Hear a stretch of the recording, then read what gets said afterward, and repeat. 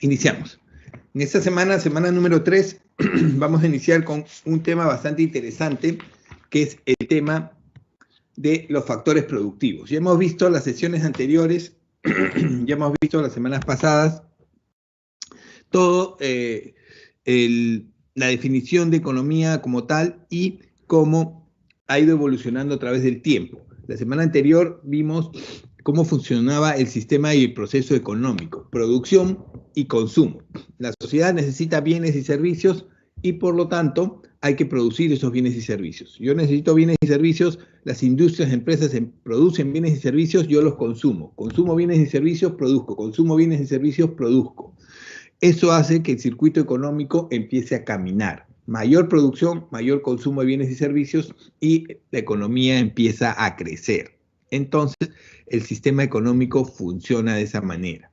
¿Ok? Entonces, ¿cuál es la situación en las etapas del proceso productivo? Si bien es cierto, producción y consumo son las principales, no son las únicas. Tenemos producción, circulación, distribución, consumo e inversión. Hemos visto y hablado en extenso la semana pasada sobre la producción. Y vimos que con la sola idea genial que tengo de producir este bien o este servicio no es suficiente. Tengo que combinar diferentes factores productivos para que esa idea salga y se materialice. Entonces, ¿cuáles eran esos factores productivos? Elementos que participan en el proceso de producción y están compuestos por el factor tierra, trabajo, capital, habilidades empresariales y Estado. La participación y combinación de todos ellos genera el producto final o el producto con valor agregado. Entonces, cuando hablamos de factor tierra, estamos hablando de todos los productos, bienes e insumos locales que necesito para poder iniciar un proceso de producción. Materia prima, insumos, infraestructura, lo que fuera. También necesito el factor trabajo, mano de obra, trabajadores que procesen, produzcan esos materiales, ese factor tierra. De igual manera necesito el factor capital, inversión, tanto monetaria como en tecnología. También necesito el factor empresa, mi capacidad y mi habilidad empresarial para combinar todos esos factores y tener el producto final disponible. Y también el Estado. El Estado da las normas y regula todo el proceso de producción. ¿Ok?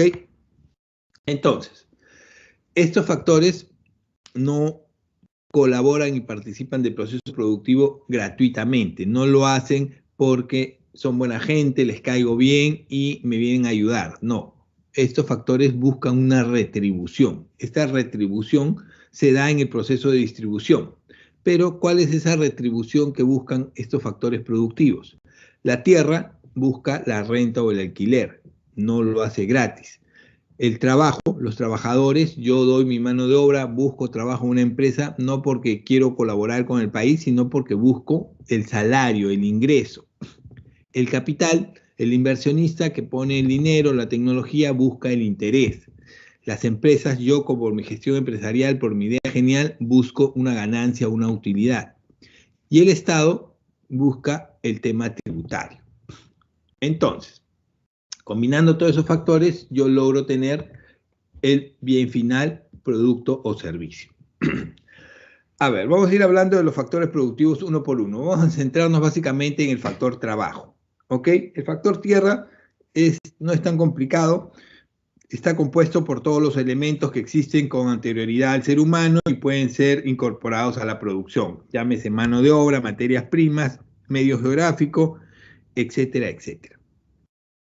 El factor trabajo es donde nos vamos a centrar en este capítulo porque tiene una importancia vital, no solo para el tema de la producción, sino para el tema del entorno económico en el cual nos estamos moviendo, por diferentes motivos. A ver. ¿A qué nos referimos con el factor trabajo? Toda actividad física o mental que realiza el hombre de modo consciente para producir bienes y servicios y satisfacer necesidades. De pronto el hombre realiza cualquier actividad física y mental para producir bienes y servicios y satisfacer necesidades. Eso es un trabajo. Yo tengo necesidades, cuentas que cubrir a fin de mes y necesito generar ingresos. ¿Cómo genero ingresos? A través del trabajo. Entonces, lamentablemente, por las circunstancias actuales, tema pandemia, tema político, tema lo que fuera, el factor trabajo, el factor empleo viene siendo uno de los más golpeados por la paralización económica. Este es un tema muy redundante que escuchan bastante en los medios, que hablan de la reactivación económica, de la reactivación del empleo, del trabajo, etcétera, etcétera. Y tenemos aproximadamente que solo en Lima Metropolitana se han perdido casi 3 millones de empleos. Y estas cifras demuestran que la situación de pandemia ha generado crisis en las zonas más vulnerables del país, de la economía. Esto no es novedad y esto es bastante crítico. Entonces, ¿por qué se da esta situación? ¿Esa es una situación que debe ser solucionada? Sí. ¿Eso es una situación importante? Sí. Porque si se afecta el factor trabajo, se afecta el ingreso de las personas. ¿Y en qué afecta esto a la economía? Que las personas, o sea, los consumidores, todos nosotros, no vamos a tener ingresos para poder comprar los bienes y servicios que las empresas producen.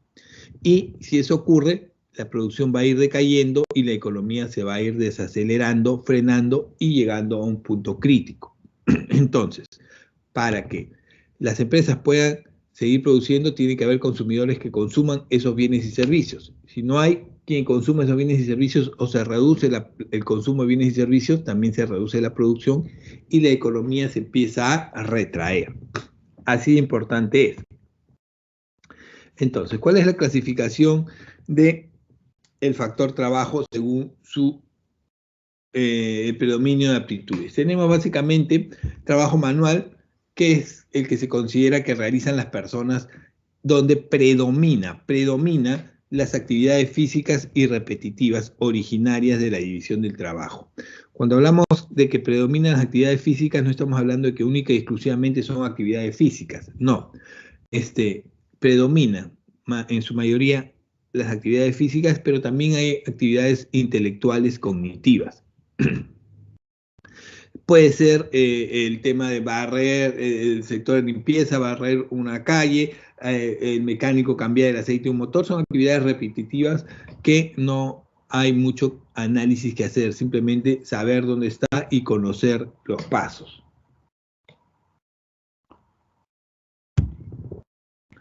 El tema intelectual ya tiene otro tipo de capacidad. Utiliza los conocimientos aprendidos, la capacitación y la preparación aprendida para evaluar y analizar las decisiones que se deben tomar con el objetivo de realizar actividades no repetitivas.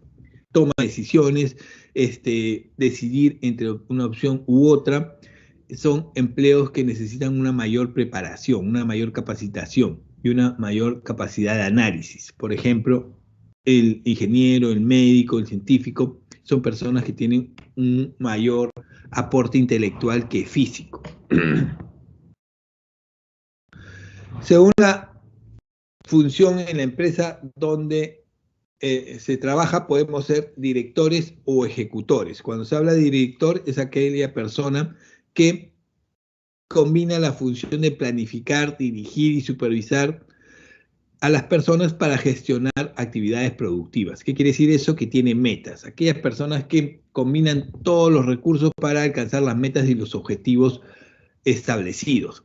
Los directores, los supervisores, los gerentes, los jefes, son personas que tienen personal a cargo y planifican, dirigen, supervisan y gestionan todo el trabajo de ese personal para llegar a los objetivos. Personas con capacidad directriz. Entonces, ellos dan las órdenes y quienes las ejecutan, quienes las quienes las realizan, los ejecutores. Son las personas que asumen responsabilidades menores en el proceso productivo y cuyas acciones dependen de las instrucciones recibidas por sus superiores o aquellos que realizan un trabajo tipo director. De pronto yo como trabajador trabajo en una empresa y recibo la orden de producir 100 unidades de este producto, lo hago. Empiezo a trabajar. ¿Por qué? Porque si producto 99 o 90 no llego a la meta del objetivo. Ya me dieron un número, tengo que cumplirlo.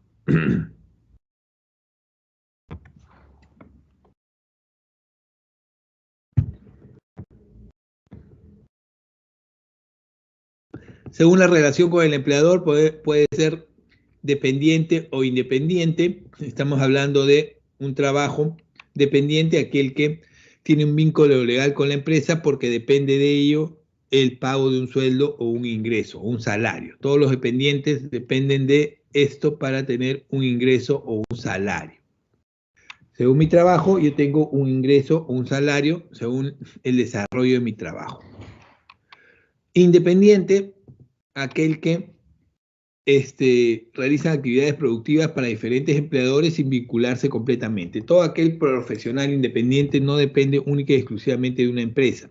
Puede depender del mismo o depender de diferentes empresas. Y genera sus propios ingresos. No depende del trabajo que realice en esta empresa para generar ingresos. Soy independiente.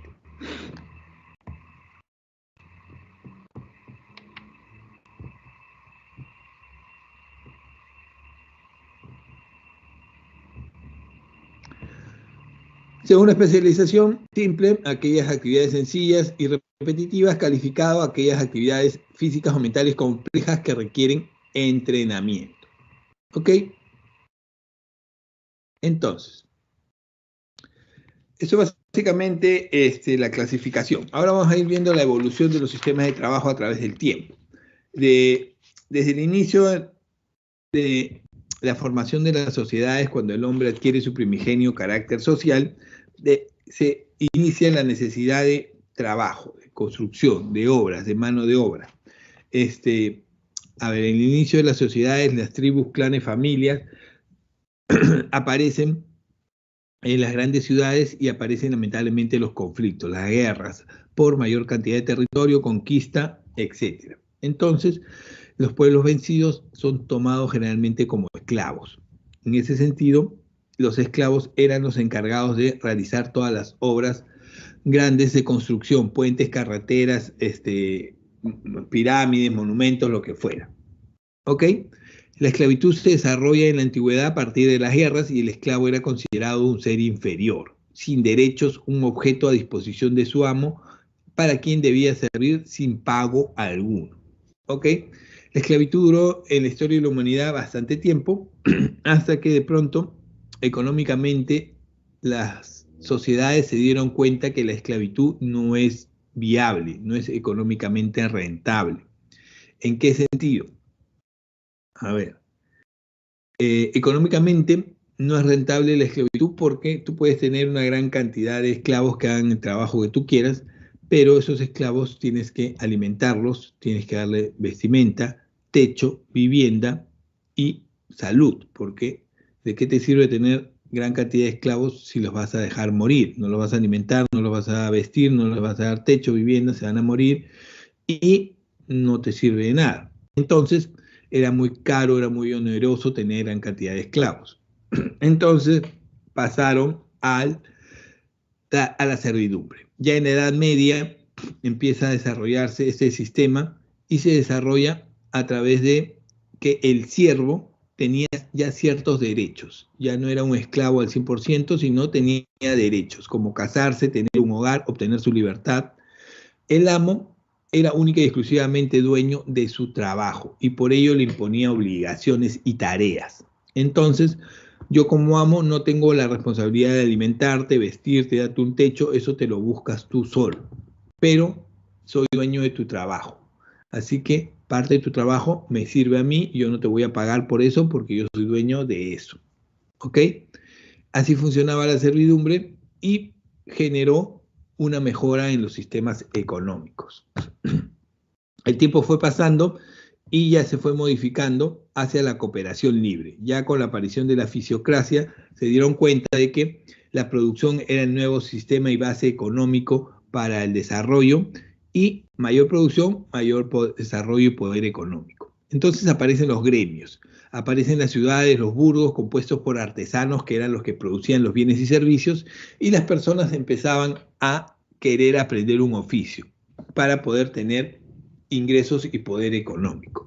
Aparece el sistema a través de maestros, oficiales y aprendices que desarrollaban toda la actividad empresarial. Con la aparición de la revolución industrial, desaparecen los artesanos y aparecen las grandes fábricas y monstruos de 1.000, 5.000, 10.000 trabajadores, y aparece la libre contratación. Voluntariamente las personas dejan los campos, dejan las pequeñas ciudades y se van a las grandes ciudades, a las grandes industrias, a ofrecer su mano de obra, su trabajo a través de un contrato individual. Yo ofrezco mi trabajo a cambio de un sueldo libremente, la libre contratación. Lamentablemente ya vimos que en la escuela clásica hubo muchos abusos en ese sentido, no había condiciones de trabajo adecuadas, jornadas de trabajo adecuadas, y empezaron a desarrollarse diversos tipos de abusos. Y aparece la contratación colectiva o sindical, aparecen los sindicatos que representan y protegen a los trabajadores gracias al socialismo. Y además trata de lograr mejores condiciones.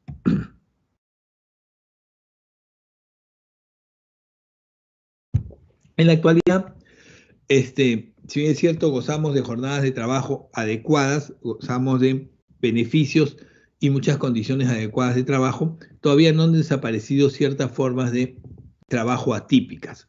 Lamentablemente, en la actualidad hay ciertas zonas en el mundo donde la esclavitud sigue siendo parte de la economía mundial. La esclavitud moderna se define como una situación de explotación a la que una persona no puede negarse debido a amenazas, violencia, coerción, abuso, poder o engaño. Toda aquella persona que esté obligada a trabajar contra su voluntad está siendo esclavizada. Y hay muchos ejemplos de esclavitud en el mundo: esclavitud sexual, esclavitud de niños, esclavitud a través de la violencia, que genera lamentablemente un ingreso económico para ciertos sectores. Yendo al Perú, tenemos diferentes ejemplos de formas de trabajo atípicas, como el empleo multipartita. Esta modalidad lamentablemente aparece en el Perú después de la década de los 90, con el gobierno de Fujimori, donde desaparece la estabilidad laboral y las empresas tratan de minimizar sus costos a través de minimizar la contratación de trabajadores. En ese sentido, hay tareas dentro de las empresas que son repetitivas y son muy simples, que no pertenecen directamente al proceso productivo. Vigilancia, seguridad, mantenimiento, por ejemplo, limpieza,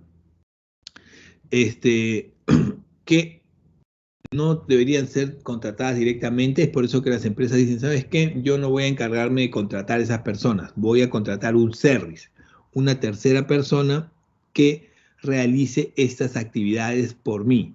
Entonces aparece el empleo multipartita. Los trabajadores no están empleados directamente por la empresa a la cual prestan servicios, es decir, un trabajador es pagado por una agencia de empleos privadas, un service, una empresa de seguridad. Yo quiero seguridad para mi empresa, contrato un service, una empresa de seguridad. Ella se va a encargar de pagarle a los trabajadores, yo solo contrato a la empresa. Profesor, si en un trabajo te obligan a hacer horas extras, pero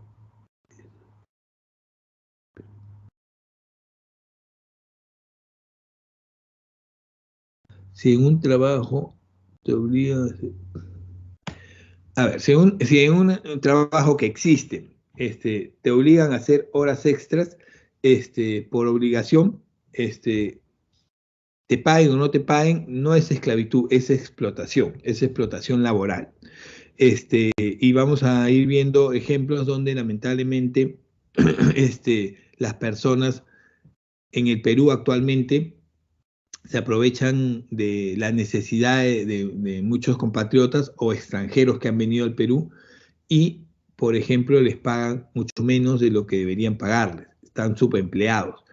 Un sueldo mínimo tiene una cantidad, 9.30, y les pagan 500, 600 soles. ¿Por qué? Por la necesidad de las personas de trabajar. En ese sentido, muchas veces les hacen trabajar jornadas superiores a las 8 horas de trabajo, 8, 9, 10 horas de trabajo, y no les pagan horas extras, no les pagan muy poco. Eso no es esclavitud porque voluntariamente tú estás aceptando ese empleo, pero lo estás aceptando por necesidad. Entonces es una explotación de tus necesidades.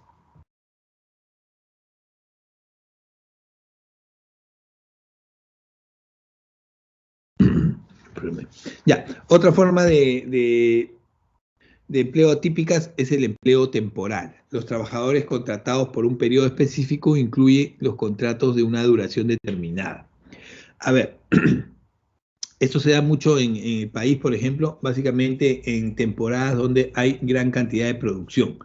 Por ejemplo, antes de la pandemia, en las campañas navideñas tenían una gran cantidad, o se necesitaba una gran cantidad de trabajadores para ventas porque había un gran movimiento comercial. Hay un gran movimiento comercial.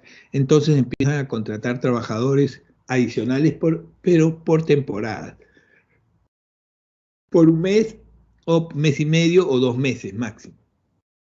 Te contrato solo por ese periodo de tiempo y después de la campaña, después de que pase la campaña navideña, ya no te renuevo. Gracias por tus servicios. Adiós. Son modalidades que se dan y es que buscan cubrir necesidades de producción temporales. Otra forma de empleo atípico es el famoso empleo encubierto. Es una modalidad creada con la intención de anular o atenuar la protección que la ley brinda a los trabajadores. Esto supone el ocultamiento de la identidad del empleador contratante y esto se hace a través de un intermediario, lo cual busca evitar algún tipo de pago o sanción. A ver, esto se da bastante dentro de la economía nacional, lamentablemente. Echa la ley, echa la trampa. Y viendo que hay una gran necesidad de trabajo, yo me aprovecho y empleo de manera encubierta. Por ejemplo, una modalidad muy común es contratar a las personas a través de recibos por honorarios. Los recibos por honorarios son trabajos que se hacen de manera independiente. Yo hago un trabajo independiente específico y me pagas a través de recibo por honorarios. Pero como yo tengo necesidad de trabajo, una empresa viene y me dice, ok, yo te voy a contratar por hacer ese trabajo, pero te voy a pagar y tú me vas a girar un recibo por honorarios, pero no va a ser un trabajo específico, sino me vas a trabajar jornadas completas de 8 horas, de lunes a viernes, y yo simplemente te pago como si me estuvieras haciendo un servicio. Me pagan a través del recibo por honorarios, pero de esa manera evitan pagar impuestos, contratarme, tenerme como trabajador en planilla, etcétera, etcétera, etcétera. Se aprovechan de la necesidad del trabajador y me contratan bajo una modalidad por la cual no deberían contratarme. Otra forma es de contratar personas a través de un tercero y pagarles mucho menos de lo que debería por diferentes motivos. Por ejemplo, esto se da bastante en el Congreso, por ejemplo. En el Congreso de la República, lamentablemente no entran los más idóneos, los más capacitados. Lamentablemente todavía no aprendimos a votar en este país. Lamentablemente todavía no entendemos que debemos elegir a las personas correctas. Elegimos por elegir. Muchos marcan por marcar y no eligen a los congresistas, a los padres de la patria. Y estas personas necesitan asesores, necesitan personas que les guíen, les enseñen su tarea, su trabajo. Es el único trabajo en el mundo donde tú entras y contratas personas que te enseñen a trabajar. ¿Para qué has entrado si no sabes? Pero aquí en el Congreso funciona de esa manera. Entonces, recientemente ha salido inclusive una ley que autoriza la contratación de más asesores todavía. Entonces, ¿qué hacen los congresistas? Tienen un monto, un sueldo promedio de 10.000 soles para pagarle a cada asesor, pero no les pagan 10.000. Contratan 20 asesores y dicen, ¿sabes qué? Yo te voy a pagar 5.000, por dar un ejemplo, pero me vas a firmar por 10.000. Te contrato, te pago 5.000, firmo por 10.000 y la diferencia me la quedo. Empleo encubierto.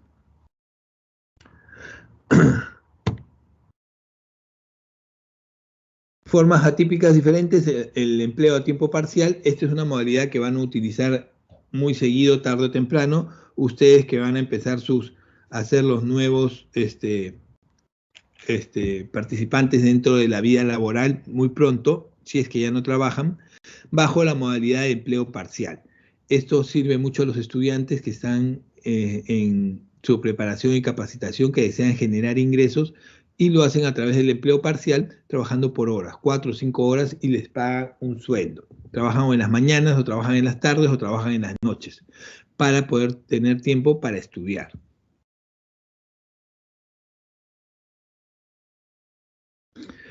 A ver, aspectos demográficos del trabajo. Este punto es bastante interesante e importante. A ver.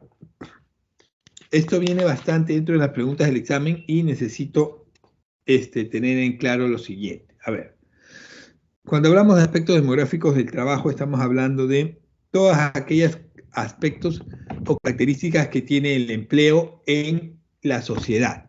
En este caso vamos a hablar del Perú. Vamos a hablar de el Perú. A ver, ¿cuántos millones de habitantes tiene el Perú en la actualidad? Jóvenes, ¿cuántos millones de habitantes tenemos en la actualidad? ¿Quién me dice? Jóvenes, ¿cuál es la población total del Perú?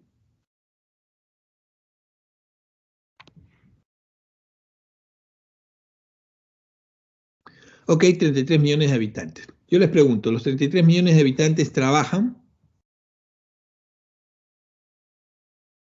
Jóvenes, no, no trabajan los 33 millones de habitantes. Entonces, de la población total del Perú, tenemos que dividirla en dos. Aquella población en edad de trabajar y aquella población que no está en edad de trabajar. Yo divido la población que está en edad de trabajar y la población que no está en edad de trabajar. Entonces, ¿cuál sería la edad mínima y máxima para trabajar en el Perú? ¿Cuál sería la edad mínima y máxima para trabajar en el Perú? ¿Cuál es la población que está en edad de trabajar? ¿Saben? A partir de qué edad puedes empezar a trabajar y hasta qué edad debes trabajar. La edad mínima y la edad máxima. 14 años me dicen por ahí. ¿Es correcto?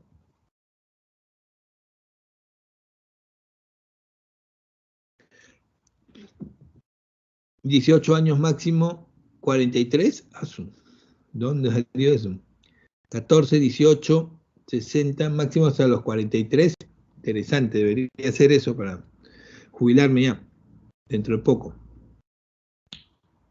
Máximo 60, máximo 45, 17 años, ¿quién da más, quién da menos? A ver, para que lo tengan claro, la edad mínima en el Perú, en donde ya pueden empezar a trabajar las personas, es 14 años. 14 años, lo mínimo son 14 años. Y la máxima son 65 años en teoría. ¿Ok? La mínima son 14 años. Toda aquella persona que cumple 14 años ya puede trabajar en el país. ¿Ok? Y la mínima y la máxima, perdón, es 65 años. En teoría. ¿Ok? Entonces, la población en edad de trabajar son todas aquellas personas que están en el rango de edad mayores de 14 años hacia adelante, hasta los 65. Y la población que no está en edad de trabajar vendría a ser aquella que es menor a 14 años, hasta los 13 años. ¿Ok? Me parece que no pueden ver lo que estoy tipeando todavía, no sé qué está pasando.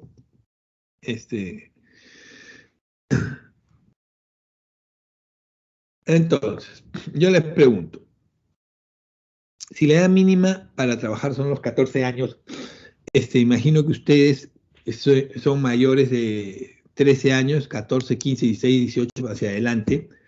¿En qué parte del cuadro estarían ustedes? ¿En qué parte del cuadro están representados ustedes? ¿Me pueden indicar? ¿En qué parte del cuadro estarían ustedes?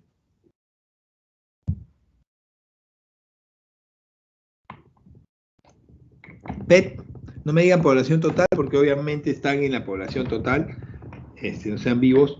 ¿En qué parte del cuadro estarían ustedes? La PET, población de edad de trabajar. Y si están en la población de edad de trabajar, ¿por qué no trabajan?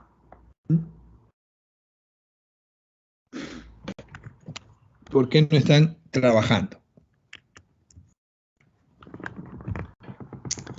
A ver, ¿a qué parte pertenecen ustedes? Lo vamos a ver más adelante.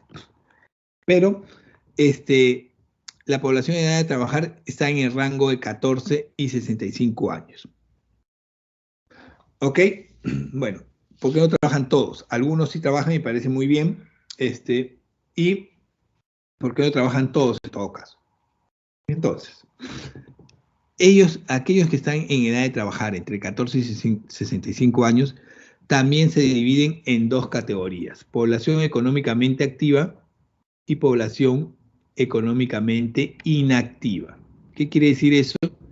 Que los que están en edad de trabajar se dividen en dos categorías: aquellos que están económicamente activos y aquellos que están económicamente inactivos. ¿Quiénes son la población económicamente activa? Son todas aquellas personas que están en edad de trabajar, quieren, están buscando o están trabajando actualmente. ¿Ok? Todas aquellas personas que quieren, están buscando y están trabajando actualmente. Toda aquella persona que quiere trabajar, está buscando trabajo o está trabajando actualmente, pertenece a la población económicamente activa. ¿Ok? Aquí están muchos de ustedes que trabajan, sus padres y toda aquella persona que está buscando generar un ingreso a través de el trabajo, el empleo. ¿Ok?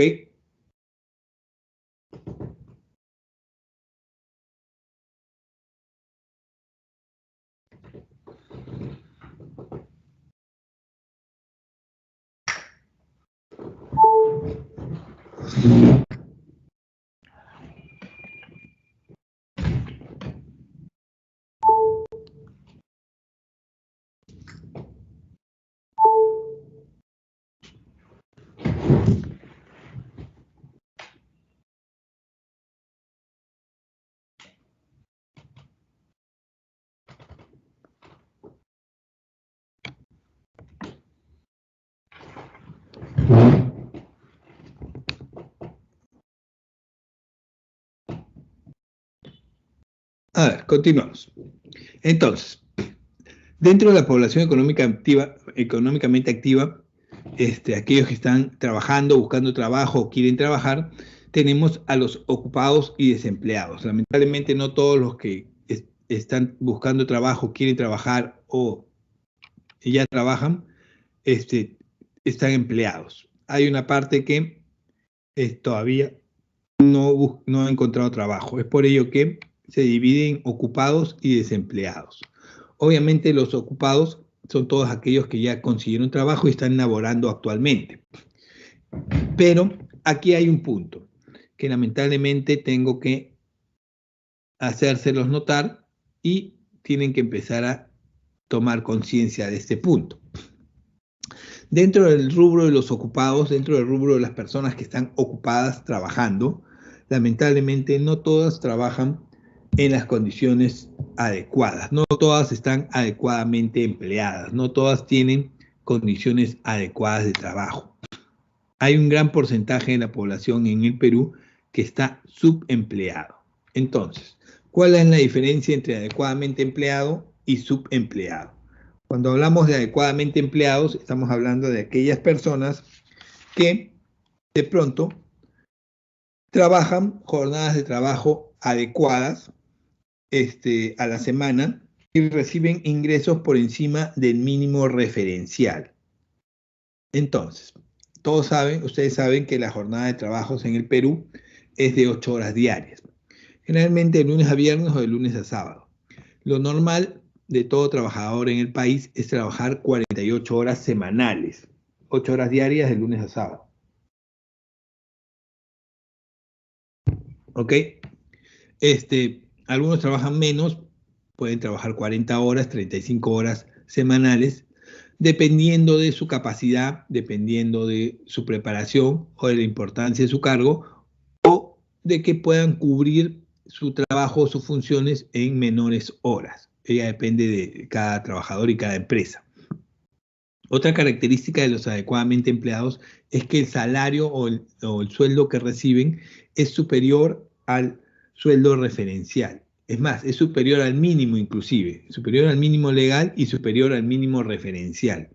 Ese salario superior al mínimo referencial les permite cubrir las necesidades de ellos y de sus familias. Entonces, si yo trabajo como mínimo jornadas de 48 horas semanales, me pagan superior al promedio, tengo para cubrir mis gastos y necesidades de mi familia, estoy trabajando adecuadamente empleado, estoy en un empleo adecuadamente empleado.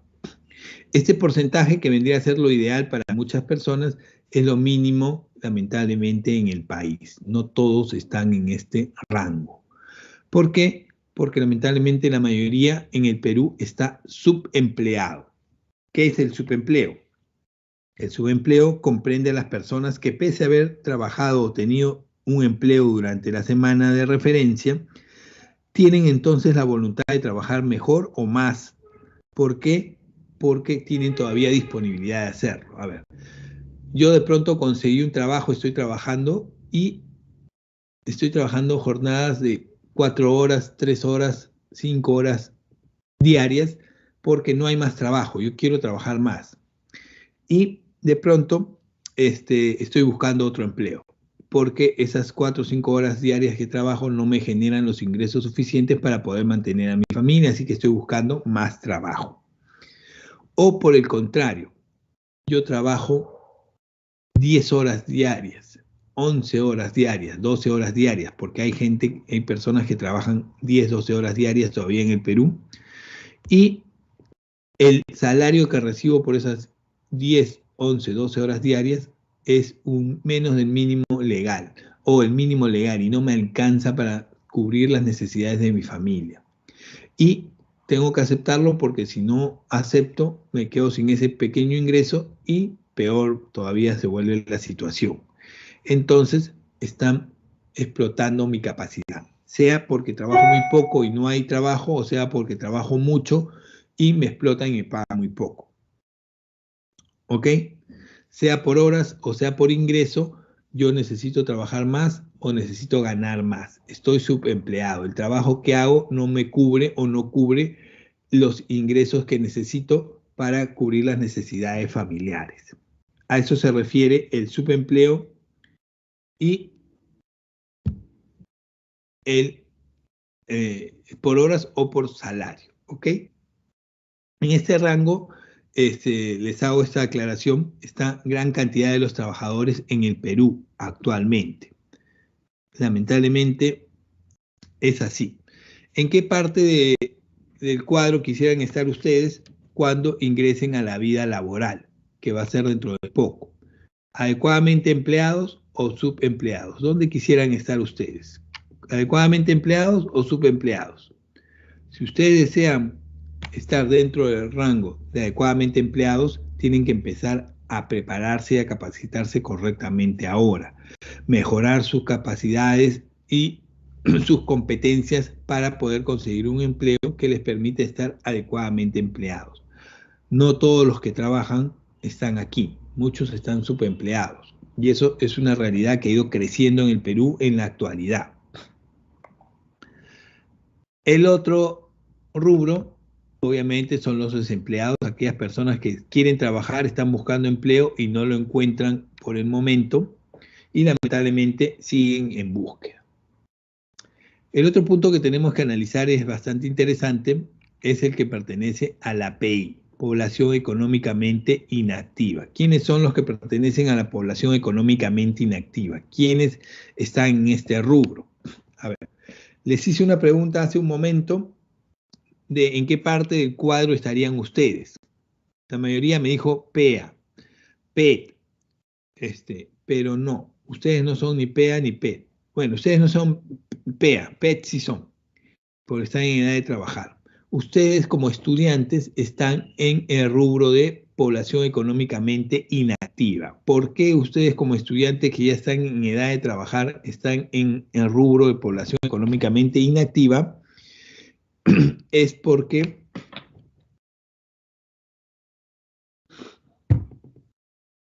ustedes, su trabajo principal es estudiar. Su único trabajo es estudiar, prepararse e ingresar a la universidad para ser unos grandes profesionales. ¿Por qué? Porque ustedes no tienen necesidad de alimento, techo, salud o vestido. Todo eso se lo dan sus padres. Sus padres han decidido que ustedes no aporten o no colaboren en los ingresos del hogar porque se tienen que dedicar única y exclusivamente a estudiar. Es por ello que ustedes, a pesar de estar en edad de trabajar, no lo hacen porque los están manteniendo sus padres para que se preparen, se capaciten y sean unos excelentes profesionales y mañana más tarde generen sus propios ingresos. ¿Ok? Entonces,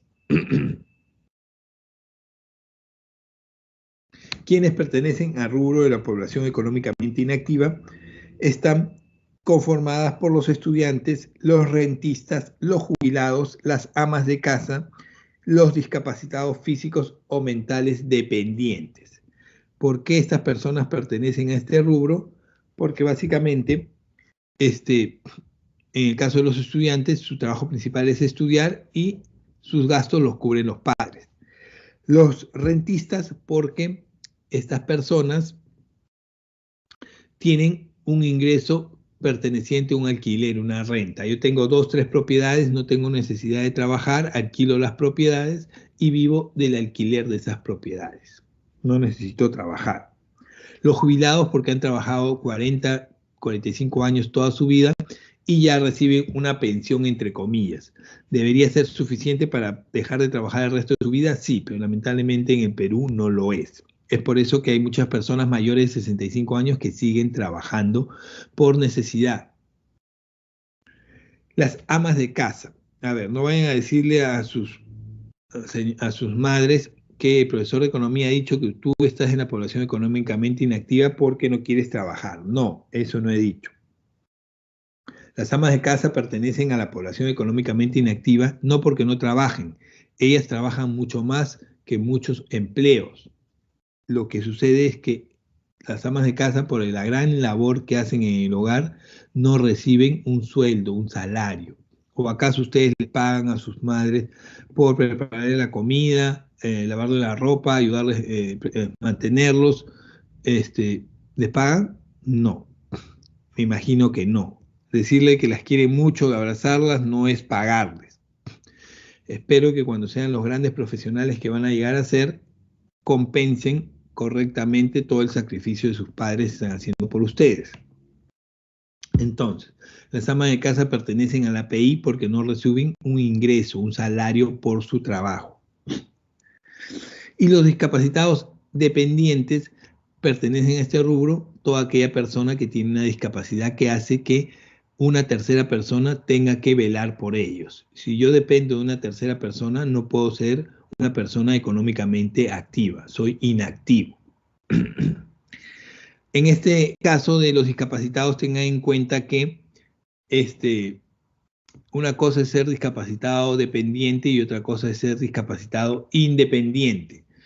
Si yo soy un discapacitado independiente, me puedo valer por mí mismo y puedo, en ese sentido, generar mis propios ingresos. En ese sentido, hay muchos discapacitados independientes que pertenecen a la PEA, trabajan y generan sus propios ingresos.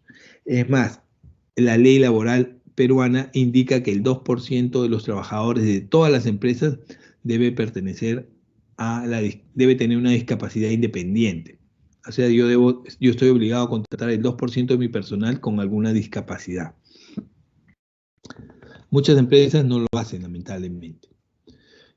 Esto es parte de lo que ya hemos visto. La PET son todas aquellas personas entre los 14 y los 65 años.